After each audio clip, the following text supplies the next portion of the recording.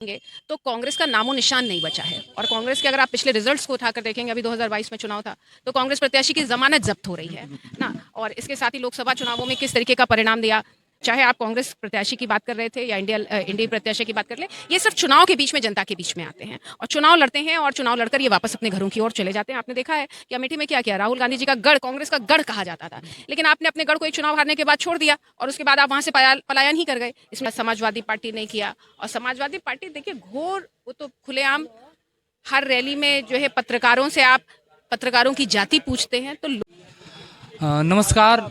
आज मेरी मौजूदगी प्रयागराज जनपद में है और आपसे आज मिलवाने वाले हैं भारतीय जनता पार्टी की प्रदेश प्रवक्ता ऋचा सिंह जी से, जो पूर्व में छात्र संघ अध्यक्ष रही हैं। इलाहाबाद यूनिवर्सिटी की पहली महिला प्रथम छात्रा अध्यक्षा रही हैं और आपको यहाँ मिलाने वाले हैं कि जिस प्रकार से 2024 के लोकसभा चुनाव को लेकर के प्रयागराज की सियासत काफ़ी गर्म हो चुकी है। जहाँ एक तरफ पंडित जवाहरलाल नेहरू की कर्मभूमि रही फूलपुर, वहाँ की भी लड़ाई काफ़ी दिलचस्प है, और एक तरफ देखा जाए तो इलाहाबाद संसदीय सीट की भी लड़ाई काफ़ी दिलचस्प है।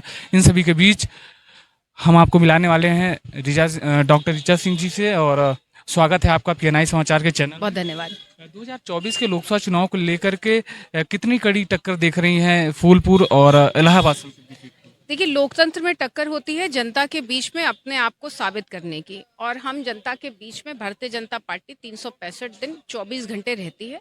तो चुनाव है, चुनौती जरूर है, लेकिन इस चुनौती का सामना कोई हम सिर्फ चुनाव के वक्त करने नहीं निकलते हैं। भारतीय जनता पार्टी 5 साल जनता के बीच में रहती है, तो इस लिहाज से हम लोग आदरणीय प्रधानमंत्री मोदी जी के नेतृत्व में जनता एक स्थिर सरकार चुनने के लिए, राष्ट्र निर्माण में अपना योगदान करने के लिए भारतीय जनता पार्टी को जनादेश दे रही है। और आप इस समय मौजूद हैं फूलपुर में ज्वाला देवी इंटर कॉलेज के पोलिंग बूथ पर। आप देख सकते हैं कि किस तरीके से सभी बूथ खाली पड़े हुए हैं, सिर्फ भारतीय जनता पार्टी के बूथों पर लोग आ रहे हैं। तो ये साबित करता है कि लोग आदरणीय प्रधानमंत्री मोदी जी को तीसरी बार भारत के प्रधानमंत्री के रूप में चुनने जा रहे हैं। अगर हम बात करें प्रयागराज की, तो प्रयागराज से देश के 2 प्रधानमंत्री हुए। एक पहले हुए यही फूलपुर से पंडित जवाहरलाल नेहरू, और दूसरे वीपी सिंह हुए, यही प्रयागराज से ही गए हैं। हालांकि फूलपुर कर्मभूमि रही है पंडित नेहरू की। तो यहाँ पे कितनी कड़ी चुनौती मानती है, क्योंकि ये कांग्रेस का गढ़ रहा है किसी जमाने में? देखिए, गढ़ जनता बनाती है, और फूलपुर से कांग्रेस को जनता ने जनादेश दिया था।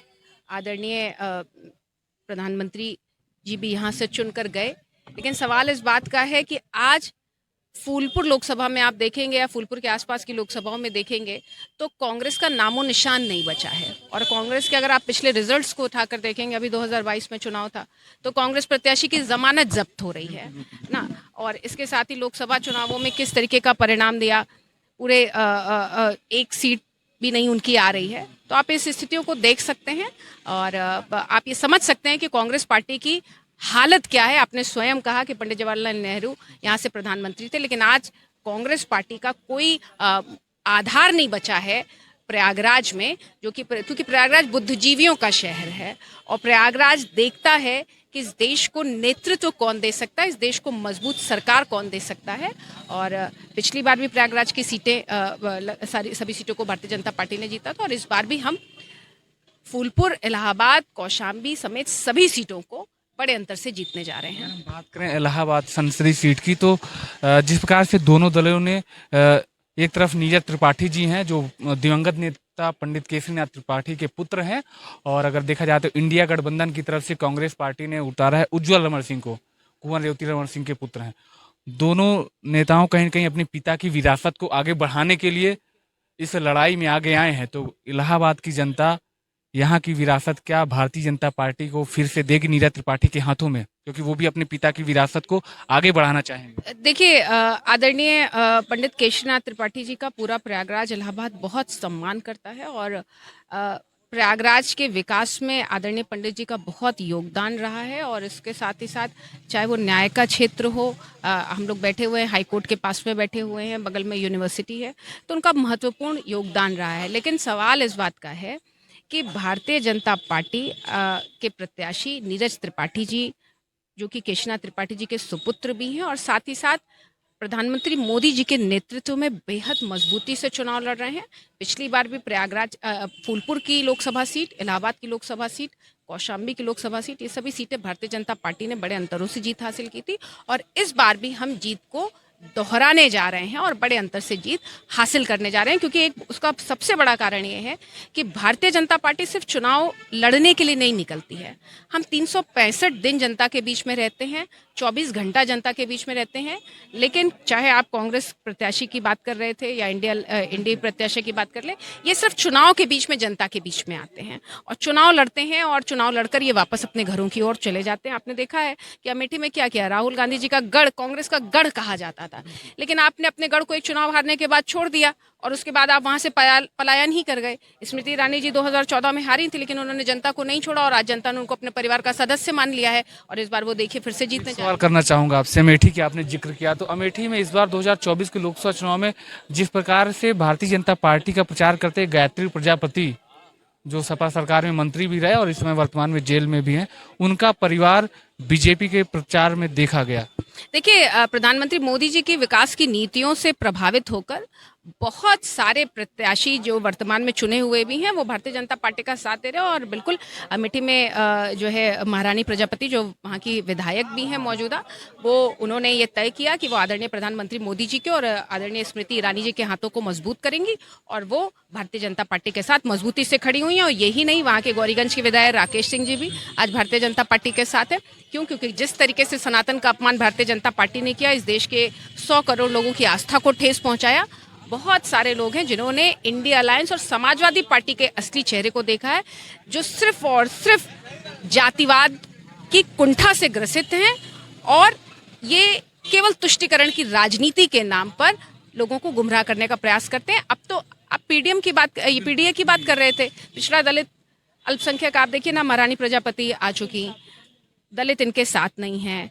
13% वाली बसपा को छोड़कर आप 2% वाली कांग्रेस के साथ 79 सीटें सपने जीतने का तो गायत्री प्रजापति का परिवार, जो गायत्री प्रजापति इंडिविजुअली और वो भ्रष्टाचार में लिप्त रहे हैं और जिस प्रकार से उन्होंने जनता के बीच में कृतज्ञ वो काम किए कि उनको कहीं कहीं नजरों में झुके, वो गिरे हैं, तो कहीं कहीं बीजेपी उनका समर्थन प्राप्त कर रही है। जो भ्रष्टाचार किया है वो जेल में है, जिसने भ्रष्टाचार किया है वो जेल में है और उसका कानून उसका न्याय करेगा और कोई भी भ्रष्टाचारी भारतीय जनता पार्टी में बाहर नहीं बचेगा। सबको इस कानून का सामना करना पड़ेगा और किसी भी भ्रष्टाचारी को नहीं बचाया जाएगा। लेकिन महारानी प्रजापति जनता से चुनकर गई और महारानी प्रजापति के ऊपर कोई भी आरोप नहीं है और महारानी प्रजापति ने अपना समर्थन भारतीय जनता पार्टी को दिया है। बेटे और बेटी जो है प्रचार करते दिखे, परिवार ने अपना समर्थन दिया है। जो भ्रष्टाचारी है, जो आरोपी है, वो जेल में है। अगर देखा जाए तो इस 2024 के लोकसभा चुनाव को लेकर के जिस प्रकार से यूपी में एक तरफ पीडीएम भी आ गई है, पल्लवी पटेल ने भी पीडीएम का गठन किया और असदुद्दीन ओवैसी की भी बड़ी रैली हुई है, तो क्या कहीं न कहीं वोट काटने के लिए आए हैं या सीट जीत दर्ज कर पाएंगे? देखिए, इसका जवाब तो आप लोग को पीडीए का नारा देने वालों से पूछना चाहिए। जो पीडीए की बात कर रहे थे, पिछड़ा दलित अल्पसंख्यक, उनके हाथ से जा चुके हैं।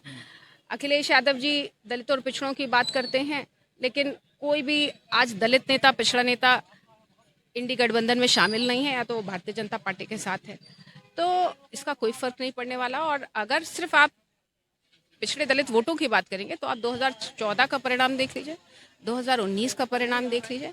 हमें जाति के बंधन तोड़कर किसी एक जाति का वोट नहीं, किसी धर्म का वोट नहीं, हमें सभी जातियों का समर्थन प्राप्त है, हमें सभी धर्मों का समर्थन प्राप्त है।